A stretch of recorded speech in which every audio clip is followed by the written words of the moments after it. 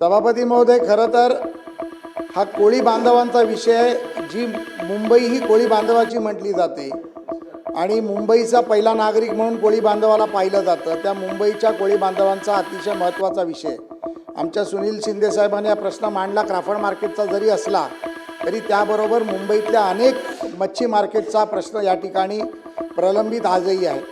दरेकर साहेबांनी जसं बोरवलीच्या एका मार्केटचं उदाहरण दिलं, इमारत डेव्हलप करण्याच्या नावाखाली मच्छीमारांना शिफ्ट केलं गेलं, त्यांना जागा दिली नाही, त्यांना पर्यायी जागेची व्यवस्था नाही। आता मंत्री महोदयांनी उत्तर दिलं की नाही तिथे काम चालू आहे, काम चालू झालं नाही।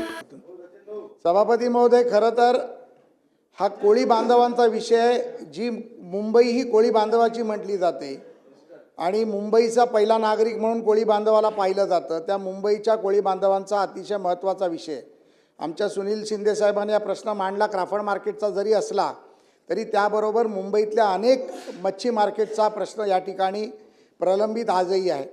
दरेकर साहेबांनी जसं बोरवलीच्या एका मार्केटचं उदाहरण दिलं, इमारत डेव्हलप करण्याच्या नावाखाली मच्छीमारांना शिफ्ट केलं गेलं, त्यांना जागा दिली नाही, त्यांना पर्यायी जागेची व्यवस्था नाही। आता मंत्री महोदयांनी उत्तर दिलं की नाही तिथे काम चालू आहे, काम चालू झालं नाही।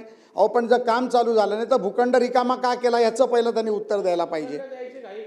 अशाच पद्धतीमध्ये परळमध्ये परब साहेबांना माहिती असेल, डॉक्टर शिरोडकर मंडई आहे, 3.5 एकरचा तो प्लॉट आहे मच्छी मार्केट मंडईचा। अनेक ठिकाणी अडचण अशा पद्धतीची होते की तिथे मच्छी मार्केट येणार म्हणून वरती कमर्शियल कॉम्प्लेक्स किंवा रेसिडेन्शियल मोठे कॉम्प्लेक्स तयार होऊ शकत नाही। मग अशा परिस्थितीमध्ये महापालिकेने म्हाडाला जी गरज आहे किंवा मुंबई महानगरपालिकेला जी आता मेट्रोमध्ये मोनोमध्ये शिफ्टिंगची गरज आहे त्या इमारती तिथे उभ्या कराव्यात आणि मच्छीमारांना पहिला त्यांचा न्याय द्यावा आणि बाकीचा न्याय पोलीस वसाहत असेल, गिरणी कामगार असेल, इतर लोक शिफ्टिंगचे असतील, PAP मधले असतील त्यांना त्या जागा द्याव्यात। या बाबतीत माननीय मंत्री महोदयांनी निर्णय घ्यावा। मंत्री महोदय अतिशय चांगल्या पद्धतीत उत्तर देतात, पण ते अधिवेशन देतात।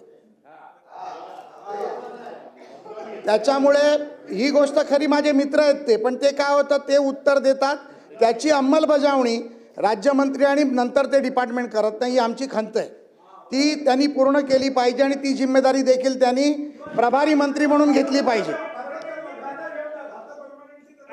तर सभापती महोदय, माझे 3 स्पेसिफिक प्रश्न आहेत मंत्री महोदयांना।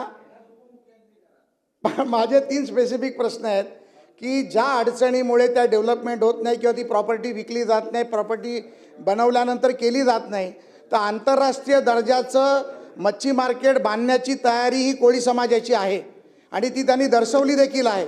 तर अशा प्रकारचे मच्छी मार्केट डेव्हलप करण्यासाठी कोळी बांधवांना प्रोत्साहित करणार का? त्यांना त्यामध्ये आर्थिक मदत सरकार करणार का? दुसरा प्रश्न माझा असा आहे की ज्या ठिकाणी पुनर्वसन करण्याचं आश्वासन दिलं होतं, जिथे आता अडचणी निर्माण झाल्या आहेत त्या ठिकाणी पुन्हा पुनर्वसन करणार आणि करणार तर ते किती वर्षात करणार किंवा किती महिन्यात करणार?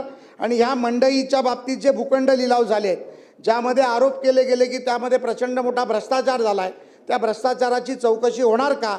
आणि भविष्यातले हे मच्छी मार्केट लिलाव करत असताना ते पारदर्शक पद्धतीने लिलाव होणार का?